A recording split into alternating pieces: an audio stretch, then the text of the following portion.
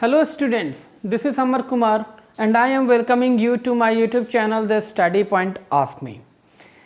In my last video I had given you the information about the human digestive system and that was the part 1, and today I am here with the part 2 of this important topic, the human digestive system.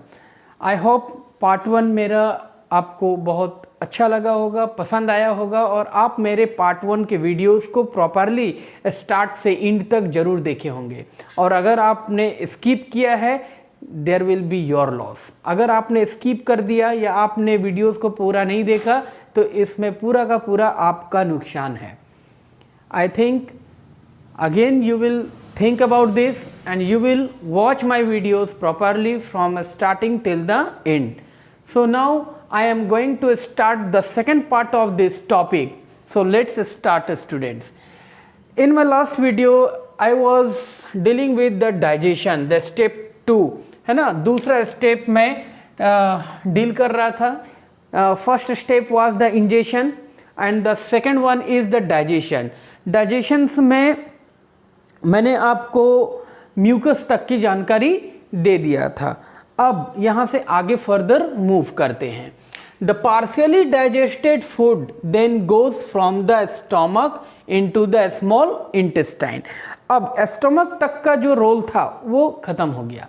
अब यहाँ से stomach से हमारा food जो है वो आगे move करेगा and it will इंटर्स in small intestine.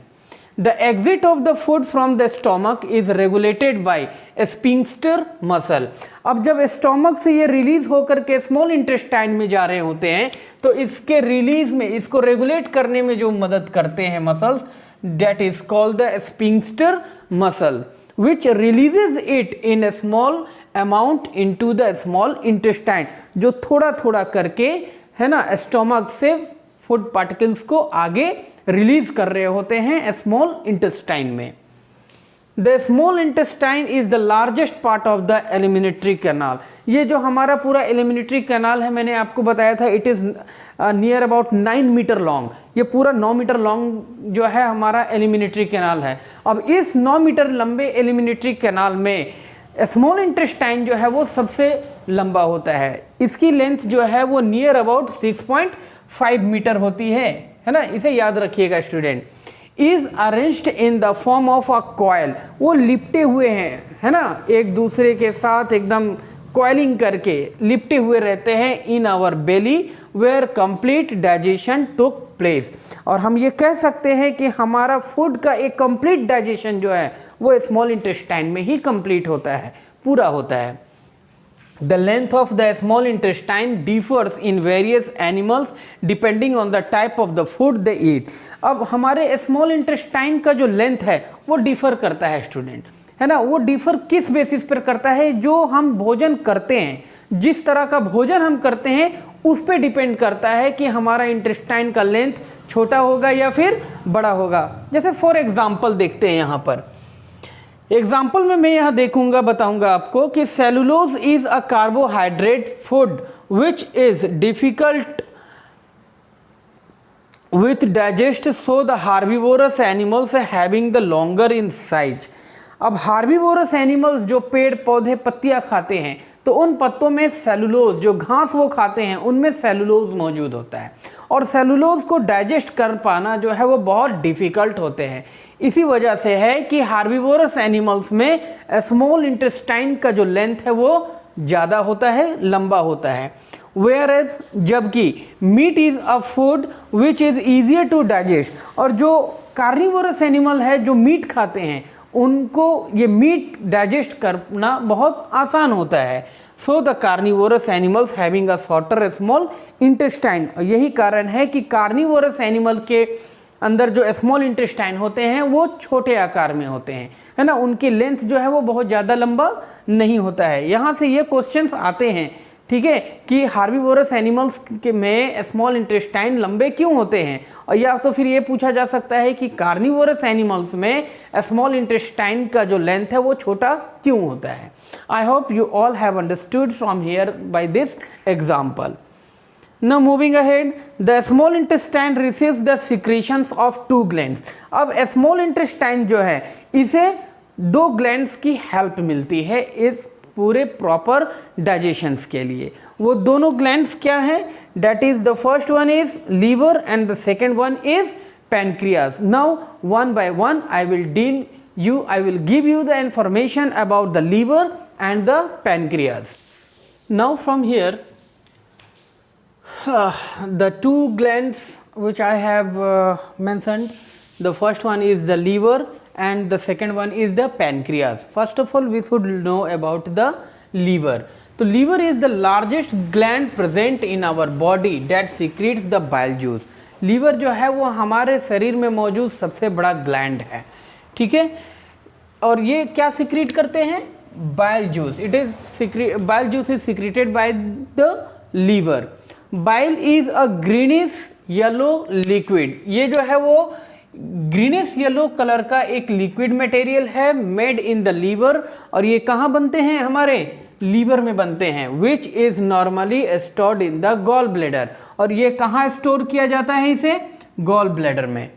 It is alkaline and contains the salt. ये अल्कलाइन होते हैं और ये अपने अंदर सॉल्ट को कंटेन करते हैं। That help to break the fats present in the food. और ये मदद करता है फैट्स को ब्रेक करने में, फैट्स को डाइजेशन में प्ले करने में मदद करता है। फंक्शन क्या है बाइल्स के, या कह सकते हैं सॉरी फंक्शन जो है लीवर के वो क्या क्या है? First one is it makes the acidic food coming from the stomach alkaline. जो एसिडिक फूड जो स्टोमक से स्मॉल इंटेस्टाइन में इंटर कर रहे हैं, है ना, उनके एसिडिक नेचर को क्या करना? डाउन करना। Alkaline so that the pancreatic amylase can act on it, ताकि पैनक्रियाटिक के एंजाइम्स जो हैं वो इस पर प्रॉपरली एक्ट कर सके। Second point is the bile salts breaks the fats present in the food. हमारे भोजन में मौजूद जो फैट्स हैं उनको ब्रेक करने में ये मदद करते हैं। Now comes to the pancreas. It lies parallel to the stomach. ये बिल्कुल हमारे स्टोमक के नीचे, स्टोमक के बिल्कुल पैरेलल मौजूद होते हैं। That secretes the pancreatic juice. और ये क्या सीक्रेट करते हैं? Pancreatic juice which contains the digestive enzymes. इसमें कुछ डाइजेस्टिव एंजाइम्स मौजूद होते हैं जो डाइजेशन में बहुत इंपॉर्टेंट रोल प्ले करते हैं। वो कौन कौन हैं? तो pancreatic amylase, trypsin and the lipase. ये तीन ऐसे सब्सटेंसेस हैं जो पैनक्रियाटिक जूस में मौजूद होते हैं। अब इन तीनों का रोल क्या है, वन बाय वन इसे देखते हैं। Amylase breaks down the starch. ये स्टार्च को ब्रेक करने में मदद करता है। Second, trypsin digest the protein. Protein को डाइजेस्ट करने में ट्रिप्सिन का रोल होता है। And lipase breaks down the emulsified fats. और जो फैट्स मौजूद हैं, जो रह गए हैं अभी प्रॉपरली डाइजेस्ट नहीं हुए हैं, उनको ब्रेक करने में, उनको डाइजेस्ट करने में ये हमें मदद करते हैं। Now moving ahead students, the next point is the walls of the small intestine contain the glands which secret the intestinal juice. अब ये जो स्मॉल इंटेस्टाइन, अभी तक तो हमने स्टोमक, लीवर और पैनक्रियाज का रोल देखा। अब यहाँ से हम जानेंगे स्मॉल इंटेस्टाइन का रोल क्या है। तो स्मॉल इंटेस्टाइन के वॉल्स जो हैं दैट कंटेन्स द ग्लैंड्स, उनमें भी कुछ ग्लैंड्स मौजूद होते हैं विच सीक्रेट्स द इंटेस्टिनल जूसेस। जो क्या सीक्रेट करते हैं? Intestinal juices date contains a number of enzyme, जिसमें कई सारे एंजाइम्स मौजूद रहेंगे which complete the digestion of complex carbohydrate, जो कॉम्प्लेक्स कार्बोहाइड्रेट के डाइजेशन में मदद करते हैं। And it is turn into glucose, proteins into amino acid and fats into fatty acids and glycerol. ये सारे कन्वर्जन जो है वो आपको कॉम्प्लेक्स कार्बोहाइड्रेट्स को देखने में मिलते हैं। Glucose, amino acids and the fatty acids, ये जो तीनों आप देख पा रहे हो, है ना, एंड ग्लिसरॉल्स, और ये चौथा जो है वो ग्लिसरॉल्स आर द स्मॉल, है ना, ये आकार में छोटे होते हैं और साथ ही साथ क्या है, it is a water soluble molecules, यानी कि ये वाटर के साथ ईजिली सॉल्युबल हैं, घुल सकते हैं।